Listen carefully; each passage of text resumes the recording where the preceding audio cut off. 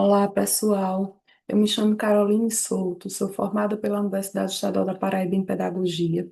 Tenho especialização em alfabetização e letramento, em educação especial na perspectiva da educação inclusiva e em educação infantil. Atualmente, curso mestrado em formação de professores e estou aqui para ajudar vocês em mais um módulo. Hoje, nós vamos conversar sobre o que é o comportamento. Como é que ele acontece, né? De que forma ele se dá? Em que é que isso vai ajudar os nossos alunos, as nossas crianças?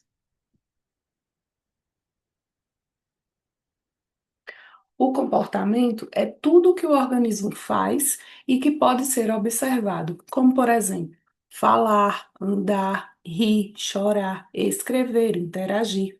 Ele pode ser visível, como, por exemplo, abrir a porta, ou ele pode ser interno, como sentir um medo, pensar. E o ambiente, ele vai influenciar diretamente esse comportamento.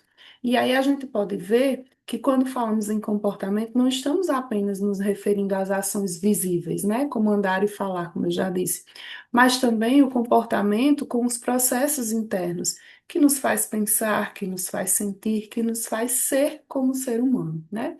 É tudo aquilo que vai acontecer e não de forma isolada, né? Porque ele sempre está relacionado tanto ao ambiente quanto ao indivíduo que está inserido. E como é essa relação entre estímulo e resposta? O estímulo é o evento que afeta o comportamento. Já a resposta é a ação provocada por um estímulo. Por exemplo, um som alto é o estímulo. Tapar os ouvidos vai ser a resposta. Um professor chamando é o estímulo. O aluno respondendo é a resposta. E aí esse comportamento ele vai funcionar como um elo entre o que acontece ao nosso redor e como reagimos a isso. Sempre que um estímulo ele acontece, o nosso organismo ele responde a essa relação contínua e não é monótona, ela é automática. Como no caso de um susto, né? Construído com o tempo, como quando respondemos a algum chamado, né? Essa perspectiva é essencial para o compreender o comportamento como algo influenciado e também modificável. Como é esse comportamento com relação à interação e ao ambiente, né? Comportar-se é agir em resposta a situações externas e internas.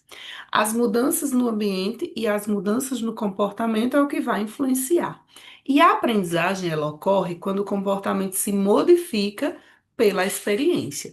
E aqui a gente vê que pensar no comportamento como uma interação nos ajuda a entender que ela é resultado da forma como respondemos a estímulos externos e também aos eventos internos, né? Ou seja, nós não respondemos apenas ao que acontece fora, mas também ao que sentimos dentro ou ao que pensamos, né? É a fala já do slide anterior. E aí essa abordagem, ela se destaca com um comportamento que pode ser aprendido e transformado por meio da experiência, que é o que chamamos de aprendizagem.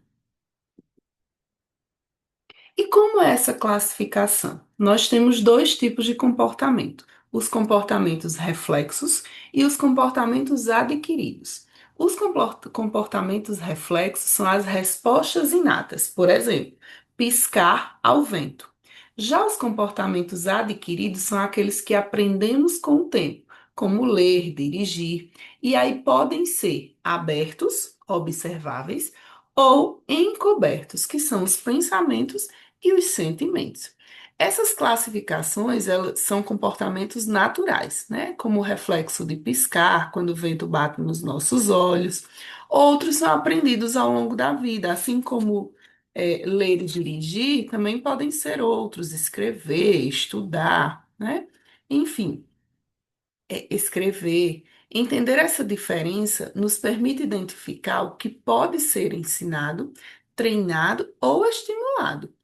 E mesmo nos comportamentos que não conseguimos ver diretamente, como pensar ou sentir medo, também são importantes para a compreensão do indivíduo de cada pessoa. E aí, qual é a importância para a educação, né? Conhecer o comportamento ajuda a identificar dificuldades de aprendizagem, planejar intervenções eficazes, melhorar o relacionamento em sala, e aí os professores, eles vão ser os observadores e os mediadores desse comportamento, né? E aqui a gente pode destacar também que na prática pedagógica, conhecer o comportamento dos alunos é essencial para promover um ensino mais eficaz.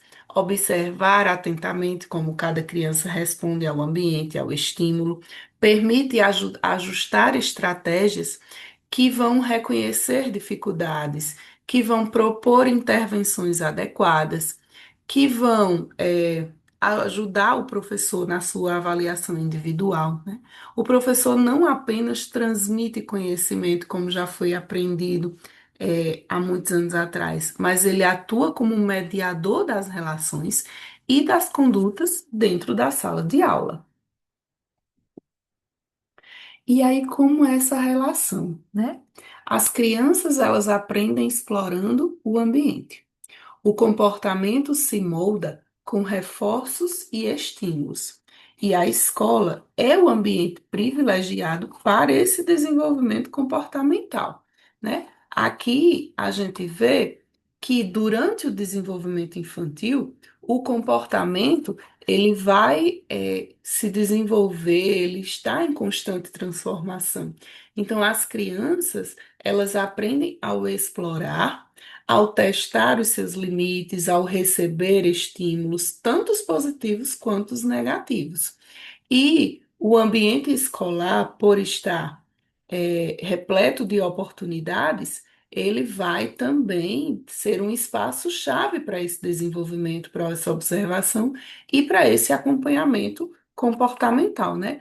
Por isso, a forma como estruturamos o ambiente da sala de aula vai afetar diretamente o crescimento emocional e cognitivo de cada aluno. E aí a gente entende que o comportamento é o primeiro passo para compreender a aprendizagem.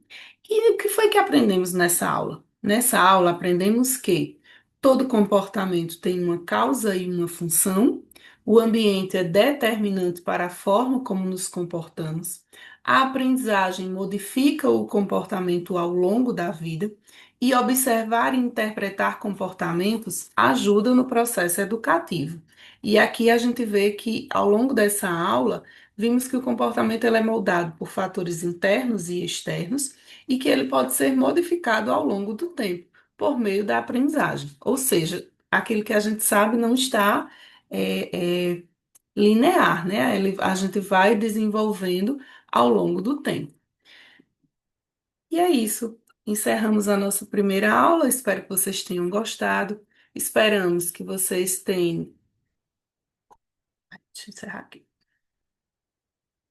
Espero que vocês tenham entendido o que o comportamento tem a função que carrega um significado, que quando olhamos para a ação de uma criança com curiosidade, ao invés de julgamento, abrimos espaço para compreender e acolher, e que este conteúdo desperte em nós um olhar mais sensível para quem educa todos os dias. Até a próxima aula.